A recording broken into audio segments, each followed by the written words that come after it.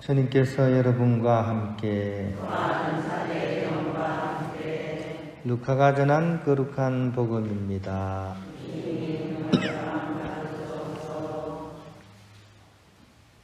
바로 그때 어떤 사람들이 와서 빌라도가 갈릴레아 사람들을 죽여 그들이 바치려던 제물을 피로 물들게 한 일을 예수님께 알렸다. 그러자 예수님께서 그들에게 이르셨다. 너희는 그 갈릴레아 사람들이 그러한 변을 당하였다고 해서 다른 모든 갈릴레아 사람보다 더 큰 죄인이라고 생각하느냐? 아니다. 내가 너희에게 말한다. 너희도 회개하지 않으면 모두 그처럼 멸망할 것이다. 또 실로암에 있던 탑이 무너지면서 깔려 죽은 그 18사람, 너희는 그들이 예루살렘에 사는 다른 모든 사람보다 더 큰 잘못을 하였다고 생각하느냐? 아니다. 내가 너희에게 말한다. 너희도 회개하지 않으면 모두 그렇게 멸망할 것이다. 예수님께서 이러한 비유를 말씀하셨다. 어떤 사람이 자기 포도밭에 무화과 나무 한 그루를 심어 놓았다.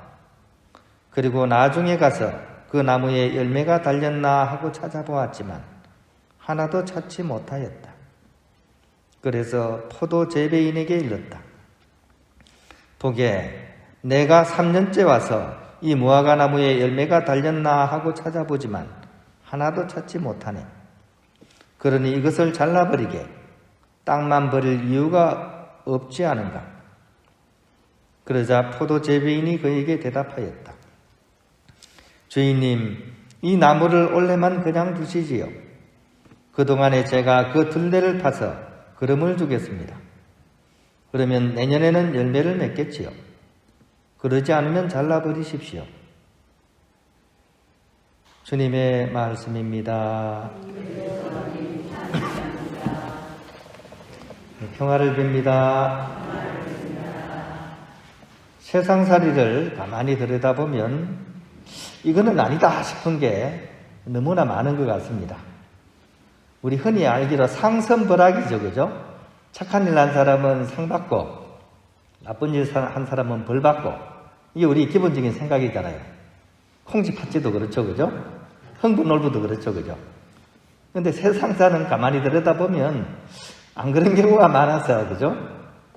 벌 받았으면 싶은 사람은 떵떵거리고, 오히려 착하고 선량한 사람들이 눈물겹게 삽니다. 우리가 잘 아는 것처럼 이 나쁜 사람들은, 그죠? 자기 돈 한 푼 안 들이면서 이마에 땀 한 방울 안 흘리면서 주위에 있는 권력을 이용하거나 다른 것을 이용해가지고 사람들을 막 급박하고, 그죠? 그래가지고 돈을 막 만들어내죠. 자기 돈 한 푼 안 들이고 몇십억 만들어내죠, 그죠? 그러고도 나서 뻔뻔스럽게 내가 무슨 잘못했냐고 이렇게 얘기를 하는 반면에 너무나 선량한 사람들은 또 고통 속에서 살아갑니다. 풀빵엄마 기억나세요? 풀빵엄마 옛날에 다큐멘터리 나왔었는데, 엄마가 홀로 아이들 셋을 키우는데 풀빵 이렇게 구워가지고 파는데 그 엄마가 이렇게 병이 나신 거예요. 근데 그 작은 병이 아니라 암에 걸린 거예요. 그런 가운데서도 어떻게든 애들을 위해서 살아야 되는데 막 고군분투하는 그 장면, 살기 위해서 막 발버둥 치는 장면, 내가 없으면 이 아이들이 어떻게 살아가랴. 그 짧은 기간에 그 제일 맞이가 동생들 챙길 수 있도록 교육시키고, 그죠? 그래서 막 살기 위해서 발버둥 치지만 결국은 그 엄마는 얼마 못 살고 이제 세상을 떠나는 그런 다큐멘터리였습니다. 지금 생각해도 막 가슴이 좀 찡하게 울리는, 좀 불쌍하고, 그 어머니의 소원은 오래 사는 게 아니었어요. 단지 아이들이 커서 자립할 때까지만이라도 조그만 그늘막이라도 되어주고 싶었는데, 어머니의 현실은 그게 이제 받아들이지 못한 것이죠. 그런 걸 보면 참 마음이 아프고 또 가슴이 아프고, 그런 선량한 사람들의 그런 고통이 정말 너무나 이렇게 가슴 아프게 다가옵니다. 그 선량한 사람들의 그 고통은 과연 어떤 의미를 지니고 있을까요? 한마디로 말을 할 수 없고 또 그것은 우리가 이렇게 쉽게 해석할 수 있는 부분이 아닌 것 같아요. 알 수 없는 신비와 함께 있다. 뭐 이렇게 표현을 할 수 있을 것 같습니다. 하지만 그 어느 누구를 막론하고 분명하고 공평하고 중요한 사실은 우리에게 똑같이 이렇게 제시가 되는 것 같아요. 오늘 뭐 독서에서 나오다시피 그죠? 육에 찌든 사람과 그죠? 또 영을 추구하는 사람들이 그죠? 지금 당장으로서는 뭐 그게 이제 좋은 것 같지만 결국은 그죠? 영원한 것을 향해서는 또 다른 의미를 지닌다는 것이죠. 우리가 공통으로 그죠? 이렇게 공유하는 것이 바로 그겁니다. 회개하라는 단어입니다. 회개하라. 이것이 이제 복음서에 적혀져 있고 그래서 이게 복음입니다. 지금 현실의 어떤 떵떵거리면서 사는 악인들이나 고통을 겪으면서 살아야 되는 그런 선인들이나 똑같이 해당되는 게 이 하느님 나라가 다가왔기 때문에 회개해야 한다는 사실, 이 사실만큼은 공평하다는 얘기입니다. 그리고 그것은 우리가 살아가는 그런 고통스러운 그 현실 그 한가운데 손에 잡듯이 다가온다는 사실입니다. 우리는 하느님 나라가 다가왔다 이렇게 해석이 되어 있는데 영어 성경에는 좀 더 이렇게 뭐라 그럴까요?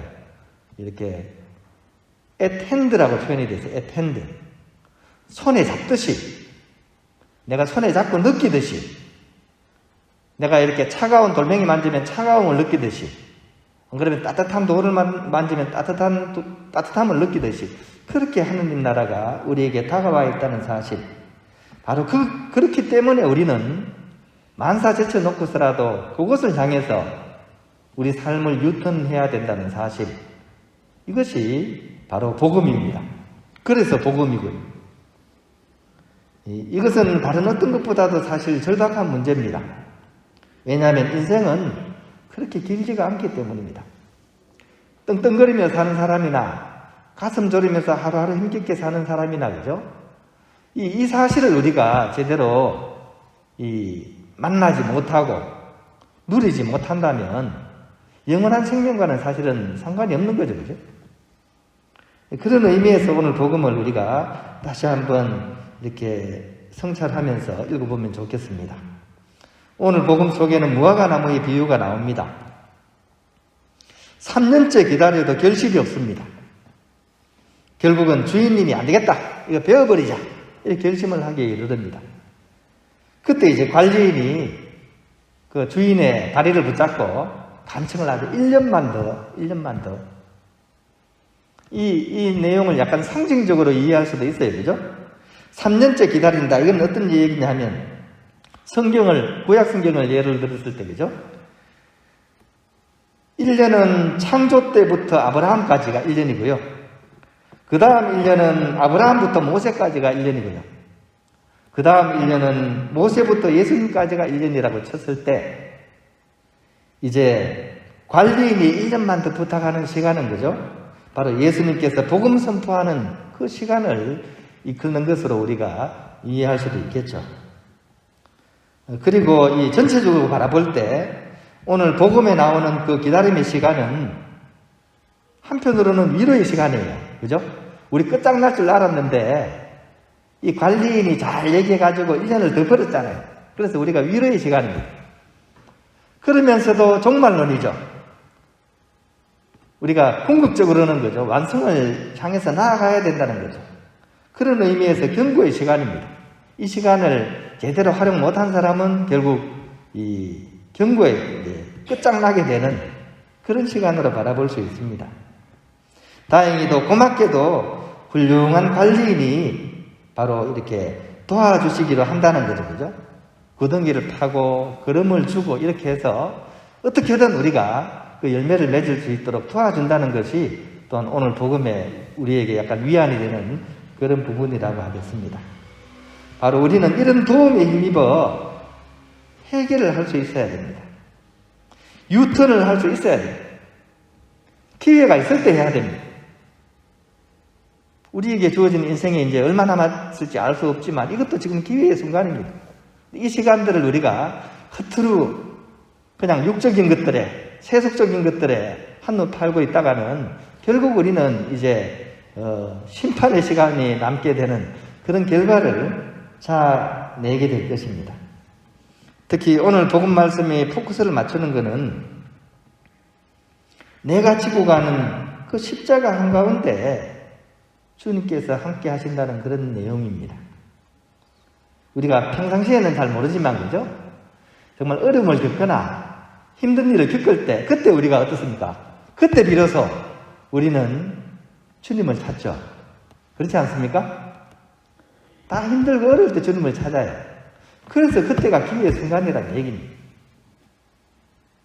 그래서 내가 지금 좀 힘들고 어렵다고 해서 막 절망하고 그냥 난 왜 이렇게 힘든 인생을 살아야 돼 이렇게 체념하기보다는 바로 그렇기 때문에 우리는 주님을 찾을 수 있는 여건이 우리에게 주어져 있다는 사실을 기억하고 이 기회를 우리가 잘 이용해야 됩니다. 이 기회를 이용해서 우리를 내신 창조주이신 그분을 만날 수 있어야 됩니다.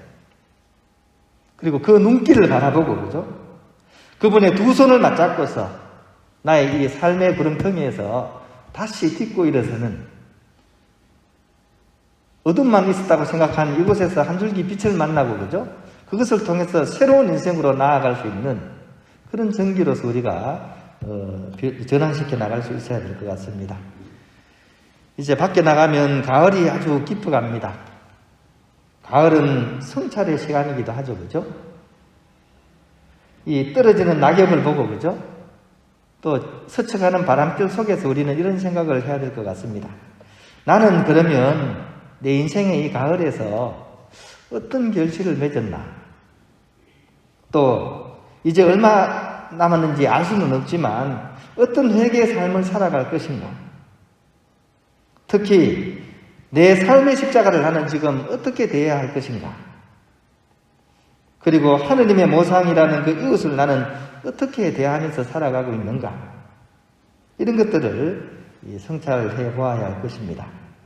아무튼 지금 내가 이 자리에 있다는 것도 주님께서 기다려주시는 덕이지 내가 잘하고 있어서 이 자리에 있다는 것이 아니라는 것을 우리가 기억하고 정말 회개하는 마음으로서 다시 우리의 인생의 발걸음을 진지하게 걸어갔으면 좋겠습니다.